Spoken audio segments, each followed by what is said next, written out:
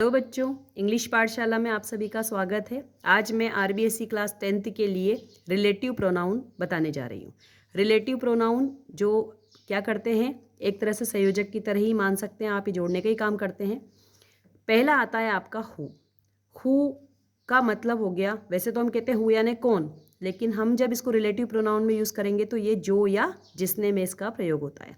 अब ये हु का प्रयोग करना बहुत ही आसान है। अगर आप एक बार इसको ध्यान से देखिए कि हम जानते हैं कि हु का परिवार क्या क्या है, हु, हुज और हुम, ये हु का परिवार कहलाता है। अब हु का प्रयोग जब हमें करना है तो क्या ध्यान रखना है कि हु का प्रयोग हमेशा और हमेशा सदैव केवल व्यक्तियों के लिए ही होता है। हु का प्रयोग सदैव व्यक्तियों के लिए होता है, सबसे इंपॉर्टेंट चीज़ है। अगर हमने इसको ध्यान रख लिया तो हमारा हु कभी गलत नहीं होगा। वस्तु और जानवर के लिए इसका प्रयोग कभी नहीं होगा। हु, हुज और हुम पर न तो जेंडर का प्रभाव पड़ता है ना नंबर का प्रभाव पड़ता है ना, एक वचन है बहुवचन है कोई फर्क नहीं पड़ता है जहां हम हु का प्रयोग करेंगे। अब हमारे सामने खाली स्थान आया, कैसे भरेंगे हम हु को? सबसे पहले देखिए इसमें क्या है, ये मैंने आपके सामने उदाहरण लिख रखा है कि जैसे दिए हुए रिक्त स्थान के पहले, ये रिक्त स्थान है हमारा, इसके पहले यदि कोई नाउन है जैसे राम, सीता, माय सन, या कोई प्रोनाउन है जैसे आई, वी, ही, शी, इट, तो हमेशा हु का प्रयोग ही होगा। तो हमें क्या ध्यान रखना है कि ये हमारा जो खाली स्थान है, अगर इसके पहले कोई नाउन या प्रोनाउन है तो हमेशा किसका प्रयोग होगा? हु का, क्योंकि हम जानते हैं हु किसके लिए प्रयोग होगा? मनुष्य के लिए, व्यक्ति के लिए। और इस खाली स्थान के जस्ट बाद में कोई हेल्पिंग वर्ब या मेन वर्ब देना है। अगर यहाँ पे कोई हेल्पिंग वर्ब या मेन वर्ब है तो हम हमेशा हु का प्रयोग करेंगे। जैसे आपके सामने प्रश्न आ गया एग्जाम में, अब आपने देख लिया कि खाली स्थान है, हमने देख लिया कि रिलेटिव प्रोनाउन है, हु, हुम पूछ रहा है ये, तो हमने क्या देखा यहाँ पे? सबसे पहले खाली स्थान है, खाली स्थान से पहले क्या है? द वुमन, मनुष्य, मतलब सदैव व्यक्ति है, तो व्यक्ति के आगे हम क्या और पीछे देखेंगे तो क्या देख लेंगे कि यहाँ पे मेन वर्ब है। तो यहाँ पे व्यक्ति है और यहाँ पे मेन वर्ब है, तो किसका प्रयोग होगा यहाँ पे? हु का। तो हमने यहाँ पे क्या लिख दिया? हु। तो हमारा प्रश्न बिल्कुल सही है। इसके बाद देखिए आई सा अ बॉय, हमने देख लिया ये खाली स्थान है, खाली स्थान से पहले क्या है? नाउन है, और इसके जस्ट बाद में हेल्पिंग वर्ब है। तो ये देखने के बाद हम समझ जाएंगे कि खाली स्थान के पहले जो है व्यक्ति है और पीछे जो है हेल्पिंग वर्ब है, तो हम यहाँ पे क्या लगा देंगे? हु, और हमारा ये प्रश्न भी सही हो जाएगा। तो हु को बढ़ना बहुत आसान है। हु बता दिया मैंने आपको कि हु, हुज, हुम, हु की फैमिली है। हमें क्या ध्यान रखना है कि एक तो ये हमेशा सदैव व्यक्ति के लिए ही प्रयोग होगा, दूसरा कि इसमें हमें देखना है खाली स्थान के पहले यदि कोई नाउन या प्रोनाउन है और बाद में कोई मेन वर्ब या हेल्पिंग वर्ब है तो हमेशा यहाँ पे हु का प्रयोग होगा।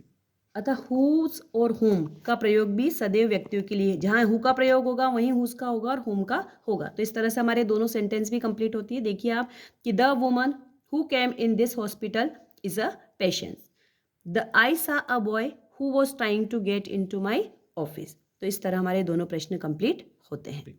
दूसरा जो रिलेटिव प्रोनाउन है वो विच, हु का प्रयोग आपको आ गया होगा।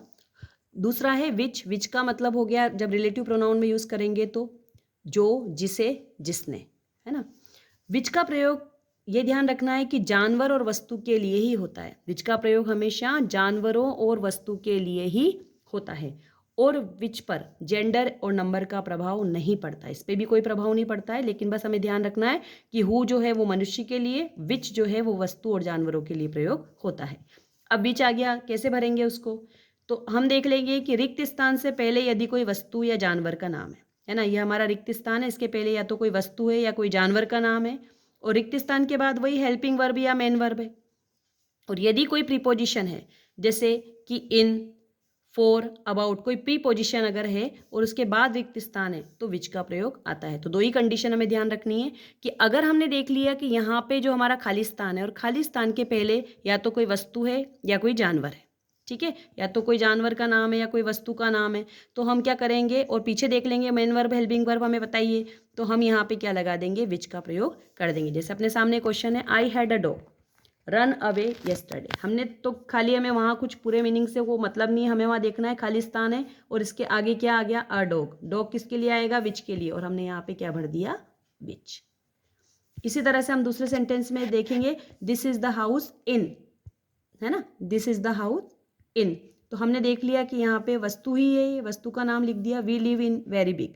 अब यहाँ पे हमने देखा कि ये मेन वर्ब है, तो हमने क्या लगाया यहाँ पे, खालिस्तान देखा, खालिस्तान से पहले देख लिया कि प्रीपोजिशन है। अभी हमने नियम पढ़ा कि अगर कोई प्रीपोजिशन है इन, फॉर, अबाउट, तो भी हम काय का प्रयोग करेंगे, विच का प्रयोग करेंगे। तो हमने यहाँ पे देख लिया खालिस्तान है, खालिस्तान से पहले हमारी प्रीपोजिशन है और हमने यहाँ पे क्या लिख दिया, विच। इस तरह हमारे दोनों सेंटेंस कंप्लीट होते हैं।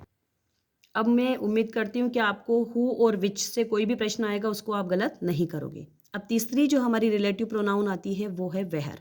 वेहर हम कहते हैं कहाँ, जनरली क्या कहते हैं, कहाँ, लेकिन जब हम इसको रिलेटिव प्रोनाउन में यूज़ करेंगे तो जहाँ। तो जहाँ भी वेहर का प्रयोग आ जाएगा, मतलब वेहर किसके लिए है, स्थान सूचक, कुछ पूछ रहा है हमसे कहाँ।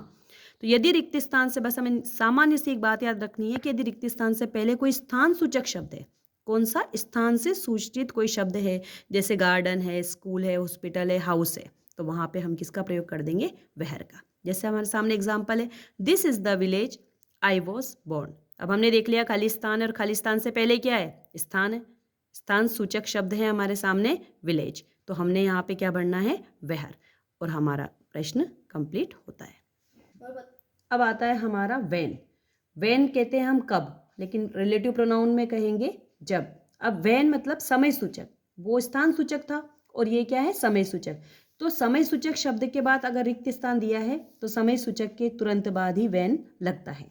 समय सूचक आप समझ ही रहे होंगे, जैसे घड़ी का समय, ये दिनों के नाम है, महीनों के नाम है, Sunday, Monday, day, month, year, ये जो आते हैं सारे समय को सूचित करते हैं। तो जहाँ भी वहन आ गया, समय सूचक कोई शब्द है हमारा, तो उसके आगे हम वेन का प्रयोग करेंगे। जैसे ये हमारा खालिस्तान है, एग्जाम्पल दिया हुआ है, इट वॉज मंडे, इधर खालिस्तान है, शी वॉज बोर्न।